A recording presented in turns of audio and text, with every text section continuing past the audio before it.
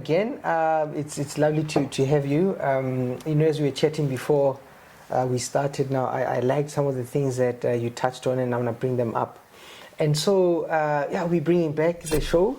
We're taking a bit of a pause. So I'm happy that you are our first guest, as we resume another season of Azani in Therapy. But how are you? How are you in general? Dr. Thabang, yes, good morning. And I'm grateful to be the first. Yeah. And I'm doing well, thank you. It's this time of the year that the end is in sight. Yes, yes. So it's almost like your system is automatically like wanting to shut down. Yes, yes. I feel like that. I feel exhausted. It's been quite a busy year. I mean, we launched 3 books. Oh, well done. Congratulations. 3 books, and then we're about to launch something else. We'll see at the end of the year. So I get the feeling tired. But the last time we met, we had the big family meeting. Yes. And there was one lady who said, I came because I saw Dr. Anker de Beer at my school. Oh. So I wanted to come and actually just see her live and talk to her.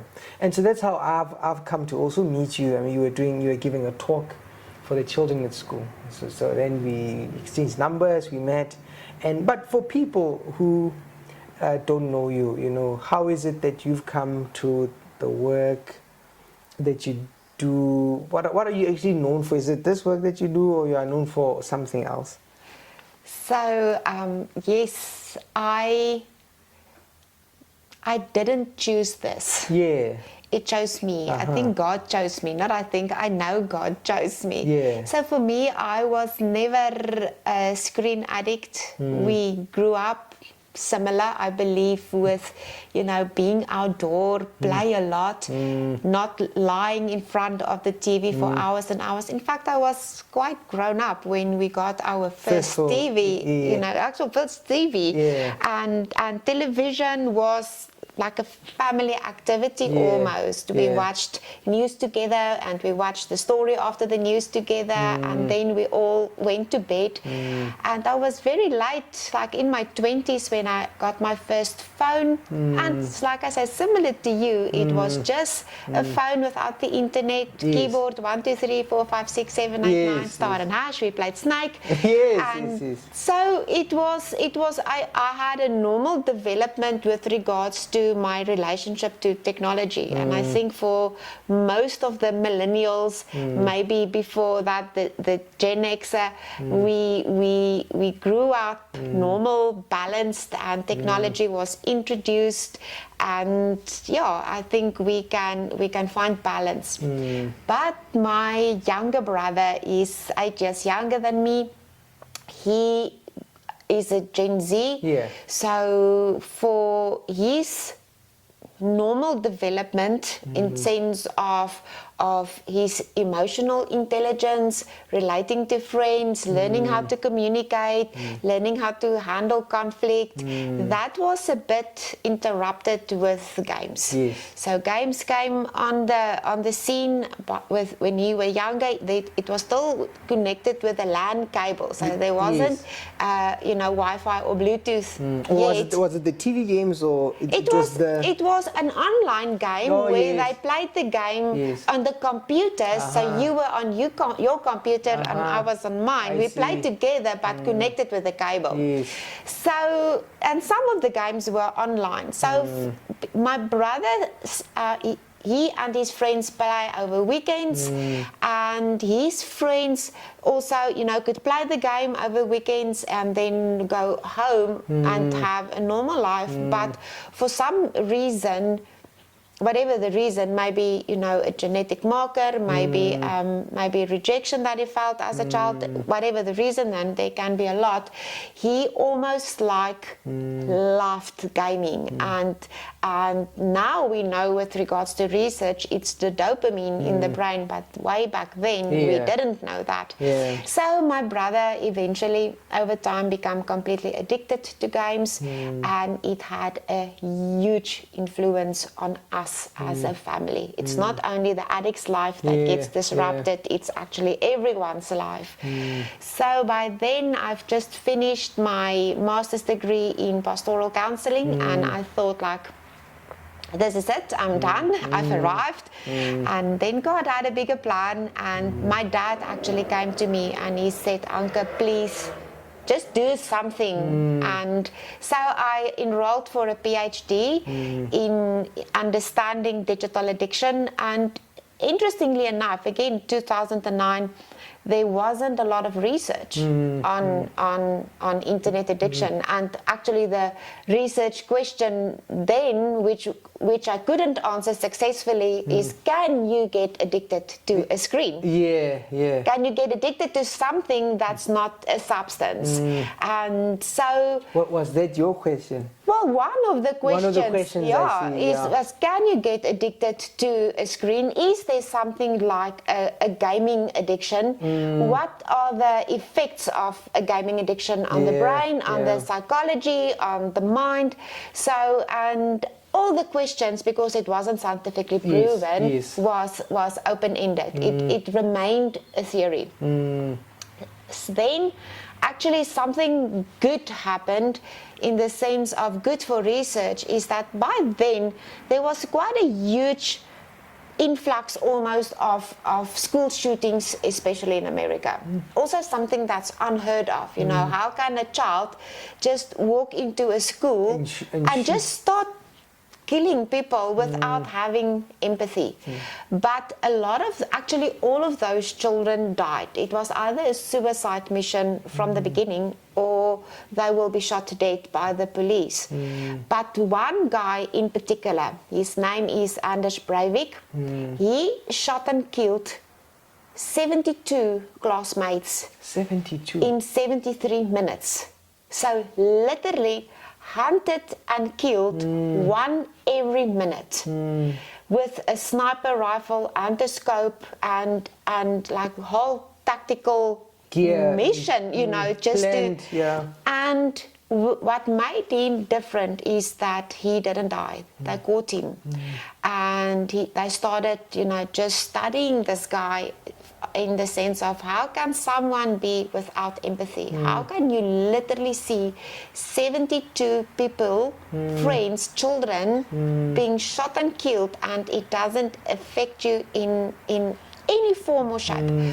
So they studied him, and actually it became part of his defense, where his defense team and his lawyer said that because of excessive gaming, especially a first-person shooter game, where he was so immersed in the game itself, shooting and killing people, seeing people die literally day in and day out, it had such a profound effect on his mental health and on his empathy, to the point where they are just theorized that maybe he's got some form of brain damage, and that this guy cannot be tried as a criminal or a murderer, but actually he has some form of psychiatric condition. Yes.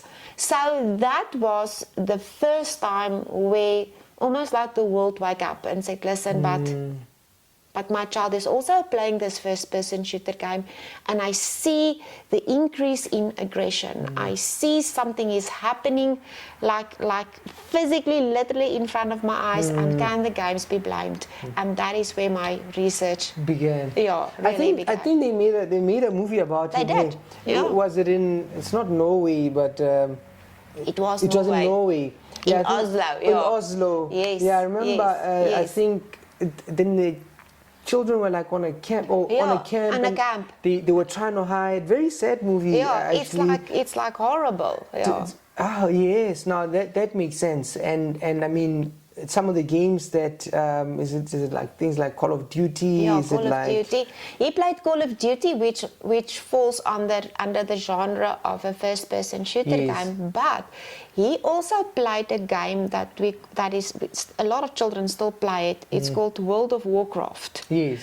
And World of Warcraft is also like a strategy game, so you play with other people, and there is obviously the goodies and the baddies, and you can decide on which team that you want to be. But World of Warcraft is very demonic. It has a huge demonic component to it. Also, where literally the names of the characters or the demons, if you want them, is similar to the Bible, and like Baal, Belial, Baphomet, all those that you read about in the book of Revelations. But also the acts that you do in the actual game is like you do spell casting, you do witchcraft, you do necromancy, speaking to devils, speaking to dead people, you know, witchcraft, literally practicing witchcraft. And that was also one of my questions in my research, is because these things are explicitly forbidden in the Bible, not because, you know, God wants to spoil your fun, but really He just wants to protect you from an enemy, a very real enemy. My question was, if you are doing these things in a game, can it have an effect on the spirit? Yes. Because the spirit you don't see, but the Bible talks about the intent. You know, what is the intent of your heart? Your intent, and exactly with Anders Breivik, whether it's in a game or whether it was in the real life, his intent was to shoot and kill. So yeah, it became very, very interesting. But apart from what's happening in the spirit and apart from what's happening in the mind, and that's what I love about research. Science today is proving with brain scans that you can actually, one can get addicted to your screen, whatever it is, whether it's gaming, social media, scrolling, YouTubing, whatever it is. It does have a profound effect on the brain, to the point where you can literally see it on a brain scan. Yeah, actually, I mean, when you're talking now, I was thinking of two things. Speaking on scans, there were I think it was a book on emotional intelligence.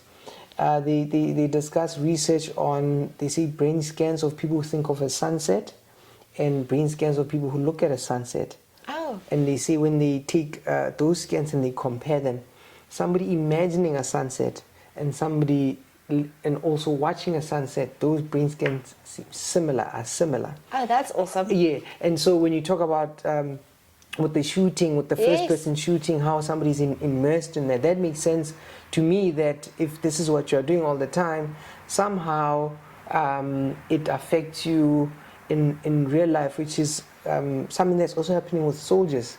They find that when in war, when soldiers use drones, and how easy it is to just kill, so the effect's a little bit different. Yes, because there's like a distance now between you and the person in front of you. Yes, and the other thing with is it Minecraft? They made a movie on it, isn't it? Yes, like that. I must tell you, I think I watched this movie a couple of years ago, and there's a scene in the movie, but it made my stomach turn. In the movie, there's a scene where there's a person who opens, so that the spells, he opens a window, and he brings he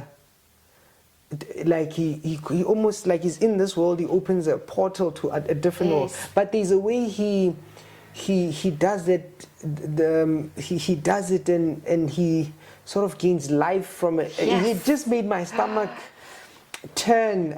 There was this something about it. The problem with that is a lot of people will tell you, but it's just the game. No, the way I felt about it, and I just many years ago, but I still remember how that felt. I felt almost soiled a bit. But that is the thing, and now it's because of technology, and we have to understand that before they developed these games and before they developed social media, they studied human psychology.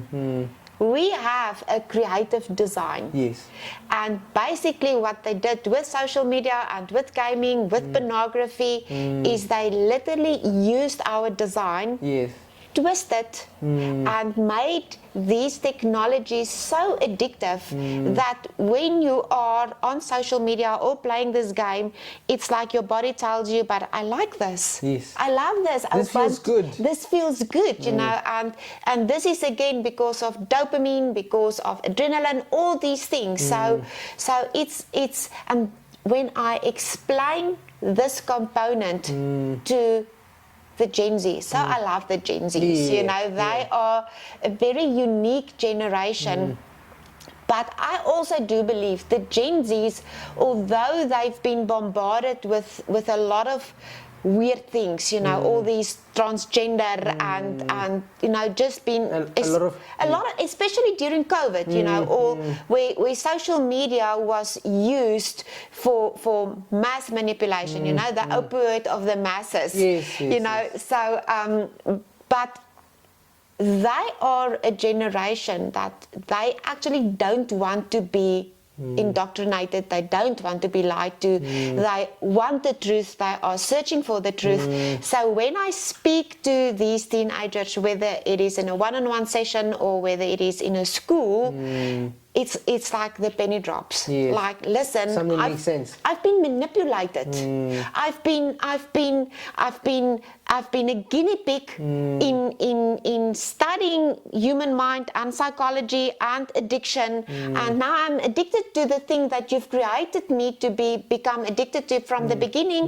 Algorithms is running again so that I can stay on this app, and when I explain this to them, they said, listen, I want out. Count me out. I'm imagining they get upset, and maybe to do it this way, for those who don't then understand, then when we talk about, say, internet addiction, gaming addiction, what are we discussing? You know, for parents who might think, you know, but you guys are making up stories, but maybe some of the symptoms or some of the behaviors that, you know, if somebody's struggling, you could say, you see, when you see that, then we've got a problem. Then I see my child, or I see myself maybe. Yes. So interesting, Dr. Thabang, is that your brain and the addiction mechanism in the brain is the same. Whether you are addicted to nicotine, or whether you are addicted to your pornography, or whether you are addicted to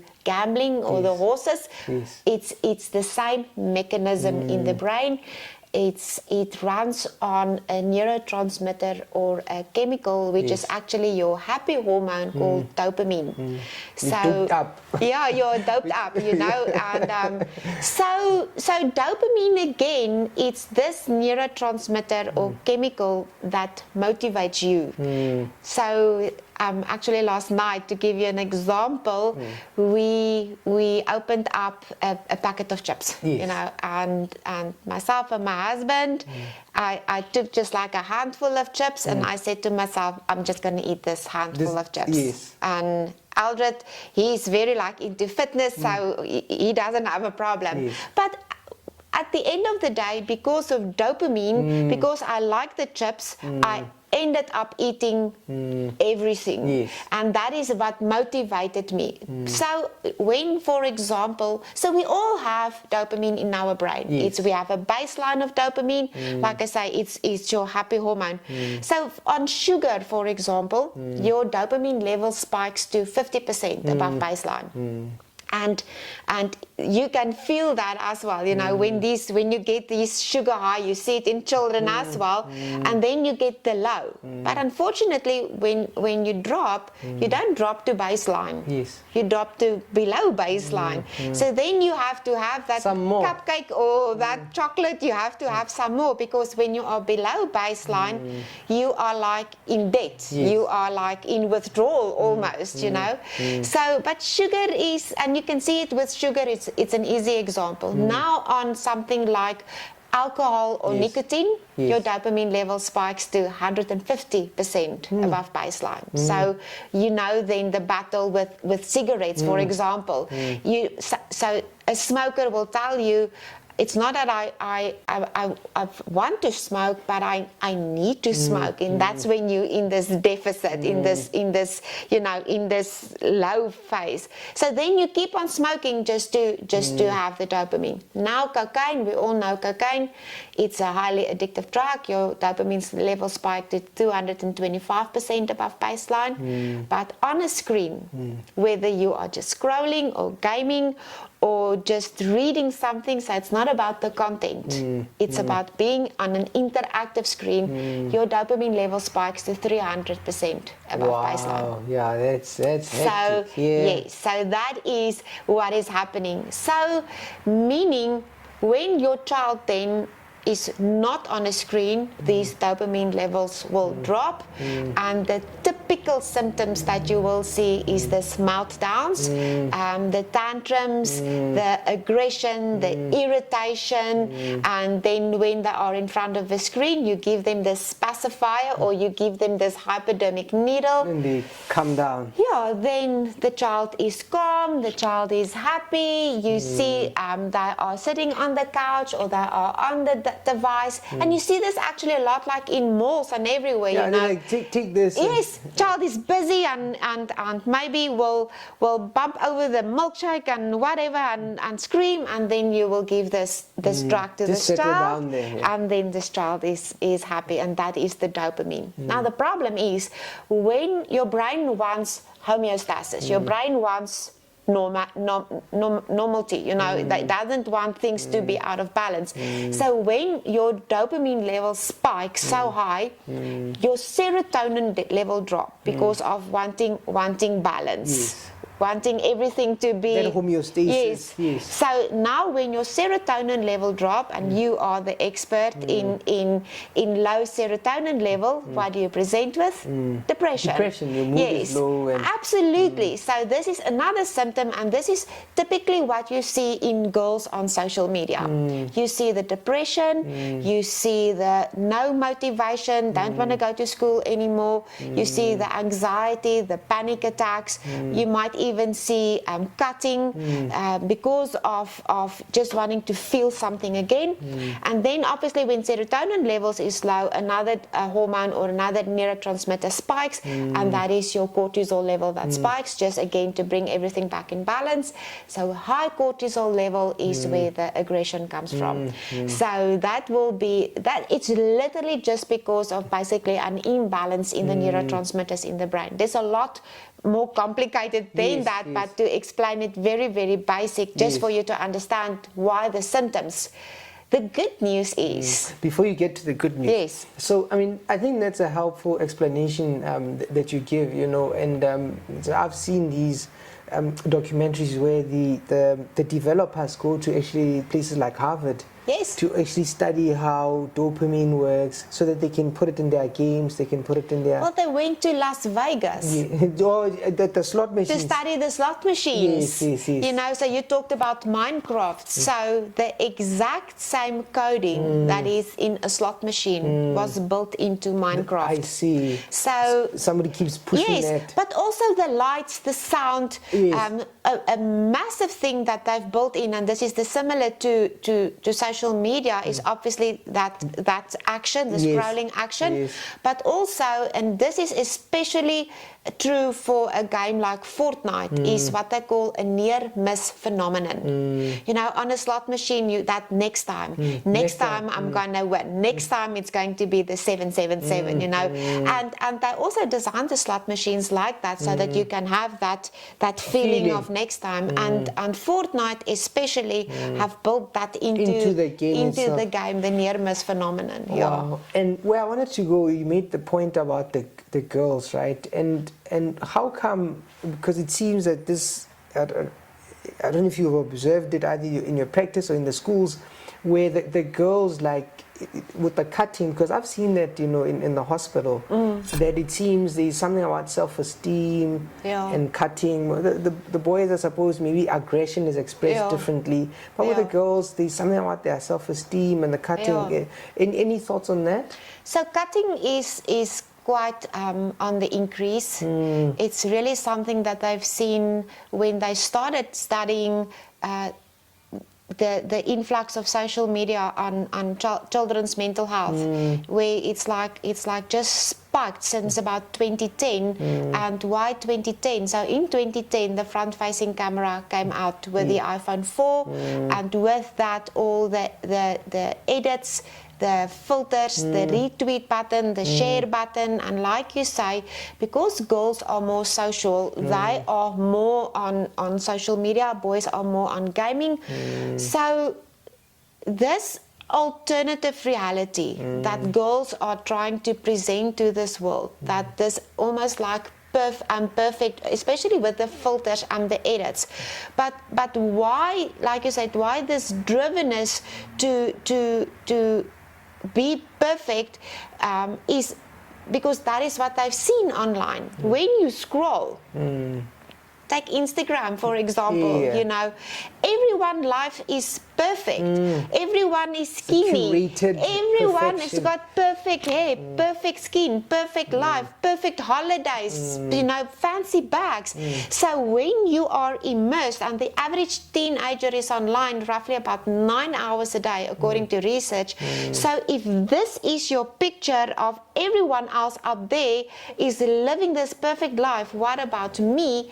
You get this almost like urgency or drivenness to also like to prove to the world something and someone that you are not. And you know, Dr. Thabang, I see it especially with people who grew up in a lower income group or in a previously disadvantaged group, where they almost want to prove to the world, I'm not poor anymore. Yes. I'm not, you know, I'm not disadvantaged anymore. I'm rich now almost. Yes, I've yes. arrived now. And they, you know, this absolutely obsession almost about selfies. All right, but now just to get back to what's happening in the brain. So this vast amount of dopamine actually overstimulates some of the neurons to the point that they can literally die. You know, so you cannot be in front of a screen anymore to get this happiness or the spike. And then you get a condition what we call anhedonia. So anhedonia is literally when you have, it's impossible for you to feel happy anymore.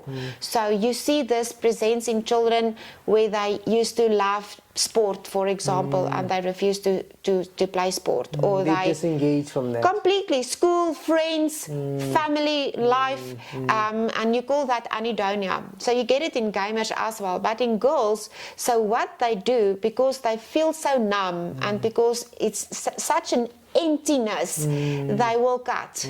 And when they cut, it's not to commit suicide, it's not to that they want to die. They cut because they will literally say to you, at least I'm feeling something. At least I can feel. So when you cut or when you hurt yourself, your body secretes another hormone that we call endorphins. So your endorphins is like your natural painkiller, your natural morphine almost, which gives you another high. And that's also why you can get addicted to cutting. So it's a dangerous game to play. Going like that. Yes. I see that, and before, because I paused you when you said, but what's good, right? Before you get to the what's good, you know, you mentioned the story with your brother, and I'm curious about the other family members who are also impacted by this, right? With internet addiction, with gaming, and you touched on porn a little bit, but sometimes we underestimate the people who are involved with the person, and how do they generally respond to it? How are people impacted by the person who's struggling? And that's it's quite severe, and it's almost sad. This is what I get basically daily, you know, mostly moms. Sometimes dads, but mostly moms that will phone me. Is it because they are doing more involved, I think, in the actual child's life, the day-to-day activities, the homework, getting them to school, you know, helping them with the studies. So it's more the moms that is involved. But where I get these desperation of, listen, I'm losing my child, or I have lost my child, and I have no clue what to do. We so with regards to therapy, it's always family intervention. You cannot only work with the addict. The individual, yeah. It's really the whole family have to get on board. The problem is, Dr. Thabang, and a lot of these children present with symptoms like ADHD, anger outburst, maybe insomnia. We get that quite a lot. Girls, depression, suicidality, and then they will take the children either to a pediatrician or a psychologist, maybe to a medical doctor, and you can tell me whether I'm speaking the truth or not, because it's such a new thing. It was not in your we course. were not. Yes, we were not trained. You were not trained in that, but 100%. you come to it whilst you work. So digital addiction was not something that you were trained on. So now you take this child to a pediatrician. This pediatrician is maybe 50 or 60 years old, and what do they see? They see symptoms, and they try to treat symptoms, and they will treat symptoms with medication, ADHD medication, bipolar depression, treat them with antidepressants, maybe treat them with mood stabilizers, Epitech, Epileptum, all these brain kind of altering type of medication for children. Yeah. But they do not tell the parents, listen, start by taking the devices away. So this is something that I get a lot where the impact on the family, with the like I say, with the boys, it's this massive aggression because one thing that I will say is take away the Xbox or take away the phone, where the mom say, no, you don't understand.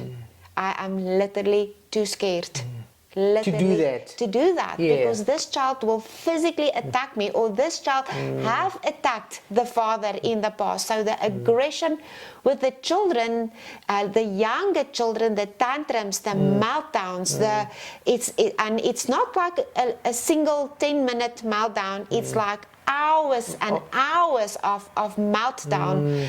Then with the girls, it is the manipulation with, but then I'm going to kill myself. Yes. If you take my phone away, you're taking my friends away, then I have nothing to live for. So if you want to do that, it's fine, I'm going to kill myself. Yeah. And so it's that almost like feeling helpless in what to do. So in severe cases, I do recommend, all right, go to a psychiatric hospital, just get the detox, get the psychological help that you do need, just calm the brain down because it really needs to happen, and then come back to me and let's intervene. So the family have to intervene.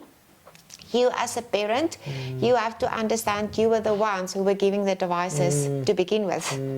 You were the one who is connecting these devices to the Wi-Fi, or maybe you are paying for the contract or paying for the data. So you are the one, because literally also it's not the child's phone, it's your phone. Yes. They have to be 18 to sign a contract to legally own a phone. So it's not their phone, it's your phone. And that part of the conversation, when you navigate that conversation, because when we had the event, you answered it very directly. Somebody mentioned that my children have devices. It's 9 years old. And you were very direct with that. And how do you find parents actually respond to that?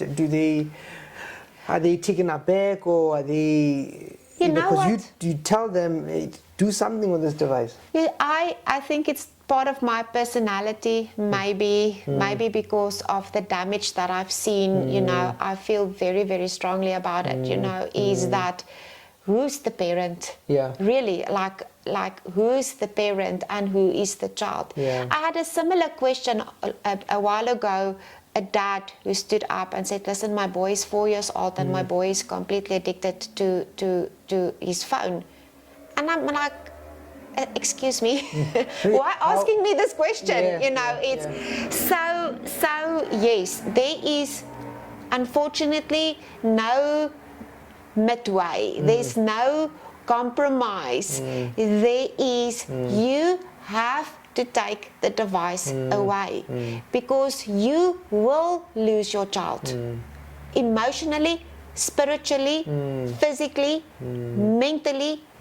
You will lose the child, and at some stage, especially with regards to your first-person shooter games, the research currently on first-person shooter games is, can the brain damage be restored, or is it permanent? Permanent, yeah. The same goes with pornography. They reckon that brain damage because of pornography is permanent damage. Then what are you going to say? Oh, sorry, my children were 9 years old. I was very comfortable with them being on the screen, because then I can be on my own screen, I can be on my own TikTok. The children are happy. I don't have to kick a ball with them. They are not, not problematic. They are not bothering me. So again, I also want to touch then a little bit on parenting. Children does not want entertainment. They want engagement. Yes. They want you. They need you. So I do understand also, Dr. Thabang, that where we live, South Africa especially, being dangerous outside, very, maybe be too dangerous to go and ride the bike, or just go to the local park, or things like that. It's things that we did. Going to the park was nothing. We used to run around. Yes, I remember in the streets. We walk around the whole day. You come back later. Yeah, your mom didn't even know. Yeah. You used to see you coming back. So we like the public pool, for example. We at the pool. We were sunburned like you won't believe. But we were there. So I do understand, and also maybe for parents who lives in a flat, for example, what do you do? It's just, or you have to work full day. I had actually this question yesterday with a family intervention. This boy, his grades dropped from a 75 average to failing in from the beginning of the year until now. Big drop, It's a big drop. 20% drop in math mark when you introduce a screen. That's huge, yeah. That you can just, you can check that box. So we used to play hockey and rugby. He refused to go to sport activity anymore. He is stealing money. He's lying. He's not sleeping at night because he's got his device with him during the night. And so this mom, and so one of the things is, listen, it's a December holiday. Take him through a detox now. It's 6 weeks. So 6 weeks is the ideal age, the ideal time for a digital detox. Yeah, 6 weeks. But the mom said to me, so I have a problem. He will be alone during the day because mom and dad is working full time. What now? And I do understand that, and I do not necessarily have the solution for your household, but figure it out. Yeah, but as a principle, it's something that we should watch out for. Before maybe we give people practical advice on what they can do, thinking about the festive season coming up. We touched on the girls, but then with the boys, there's this the pornography. Maybe we can talk about that. I mean, I've seen 9-year-olds. Yeah. 9-year-olds with elaborate stories about, I'm on WhatsApp with international people from different countries. There's this group that I joined. They send videos, they send pictures, and like a literal child. Yes. Seeing content. I'm just thinking about what you said, how the brain is affected. Any thoughts on that with just young children and pornography, and parents not being aware that they go on sites in the night when they think the child is sleeping, the child is on sites, things of that nature? So that is a massive problem. Currently, the biggest problem with children on pornography is a game called Roblox. So for a mother or a dad, if you look at the game, it looks like a Lego game. But Roblox is actually not a game, it's a platform. So other people can come and they develop, and then they develop what we call condo games, and it's hardcore. You cannot believe it, Dr. Thabang. Hardcore porn on these games. So children are exposed to it in any way. So you have to have certain restrictions with when you give a child a device. The number one thing about pornography is, if you give your 9-year-old, let's use that example. If you give a 9-year-old a phone, before you give that phone, you must sit that 9-year-old down and say, listen, we have to have a hardcore conversation about the hardcore facts about the birds and the bees. You know, you have already to. The parents You have to have it like explicit, because that is what they are going to be exposed to. And if you, as a parent, say, "Listen, my 9-year-old is not ready. I'm not ready to have this conversation," then actually it's easy. Then your child is not ready for a phone.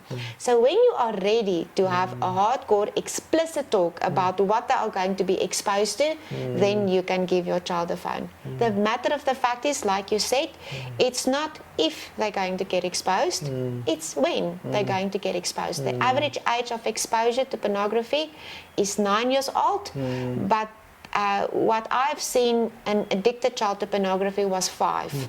5 years. 5 years old, completely addicted to pornography. So the damage, the brain damage, the emotional damage on children on pornography is far-reaching. And at the end of the day, what they experience is trauma. Yeah. You have to treat a child for trauma when you treat a child who's been, exposed to porn.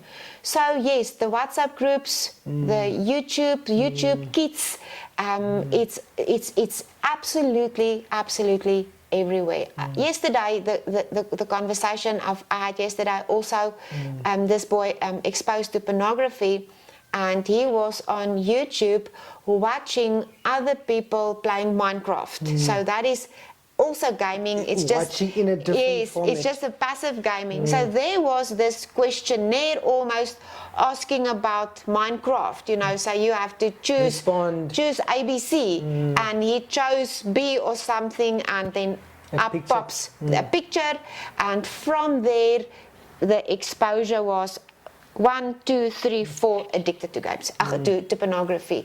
So it's not that the child necessarily goes and search for it. Yes. Some they do, you know, your teenagers, which is normal.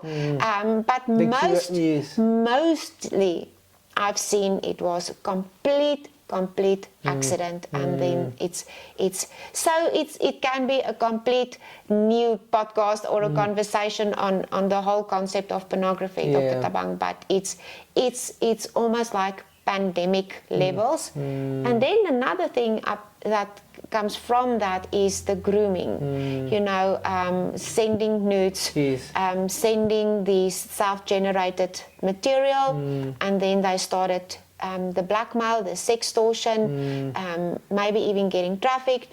So it's like I say, it's according to people like UN, it's pandemic levels. Yeah.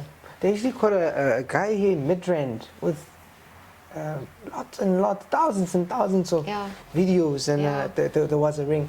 I suppose to help the parents then, you know, somebody watching this and they're just thinking, oh my word, what are we in, what's going on, you know? Maybe some of the things that parents maybe need to remember, because I remember you also made a point that you give your child a device, you think you're giving your child a device, but what you're actually doing is giving the world access to your child, right? Yeah. And so if somebody's hearing you and saying, you know what, I want to fix this. I want to do it right. I want to do it right. You know, then you go back to the good news with the dopamine. And so what are some of the things you'd like to suggest? Say, okay, if you're not doing it right, remember this, and this is what you might want to do. Okay, yeah. So the good news is that when you listen to this and you say, all right, but this is me or this is my child, the good news is that the damage in the brain can be restored. It's called neuroplasticity. So the brain can form new pathways. apart from pornography, I almost want to put pornography in a separate box or a separate category. There is a bit more. It's like a different ball game. But all right. But apart from that, so yes, you must take the device. You have to limit screen time. So a child under the age of 2 years old, you cannot give a baby a phone. From the age of 2 until about 5 years old, that screen time of the child must be about 20 minutes a day. Your primary school child, about 1 hour a day. Your high school child, not more than 2 hours a day. So in any case, the screen time, and this includes homework, research, must be a maximum of 2 hours a day. When you do give your child a phone, you must have some form of monitoring app, parental app. There are free ones that works well. There are paid ones that works better. Your Bark app, I think it's the best app currently. It's a paid for application. It works well, and it also works for South African phones. Then my suggestion is that you should wait until 14 years old before you give your child a phone for the first time. It's an international recommendation. The movement is called wait until the 8th, saying you have to wait until grade 8. And then when you give your child at the age 14 their first phone, it should be like a dumb phone almost. And you should wait with internet access until they are 16. And I think Australia here is quite an example. The whole continent of Australia is putting in legislation for the internet access for children under the age of 16. So then I would say also certain apps you should say no to. TikTok, definitely no. Snapchat, no. Telegram, no. Roblox, definitely no. And then the others, something like WhatsApp. So if your child is on WhatsApp, monitor it.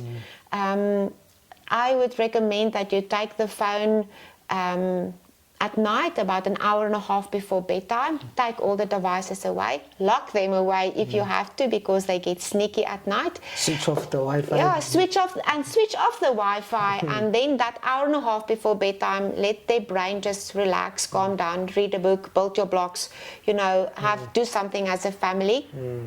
And then they need to sleep, and they need to sleep without the devices in the bedroom. So that's also something that I would recommend, strongly recommend. No technology in the bedrooms. Absolutely no.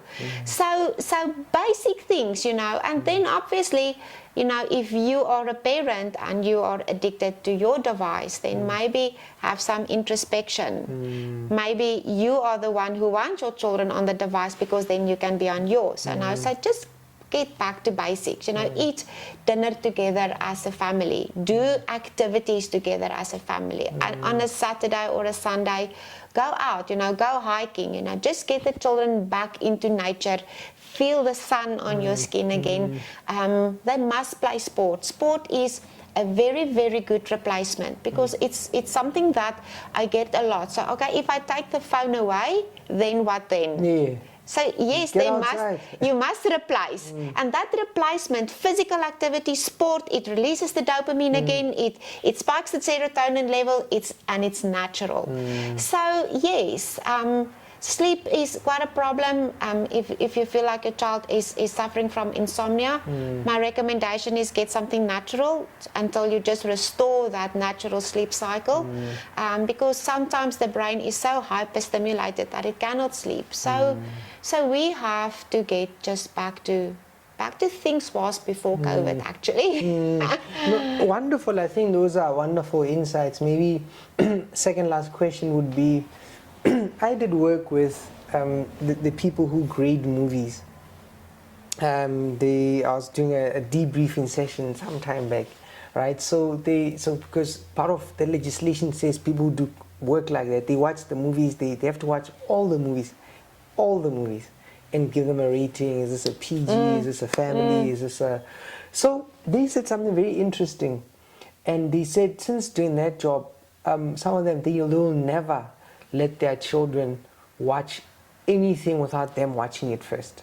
And so they do that with the gaming, they do... So that's a good... That's how the job is... almost. Yes, it has affected. They said, we don't trust anything. So before my children watch anything, I want to watch it first. Yeah. Now, then similar to them, how has doing this, working with parents, going to schools, impacted you as a person?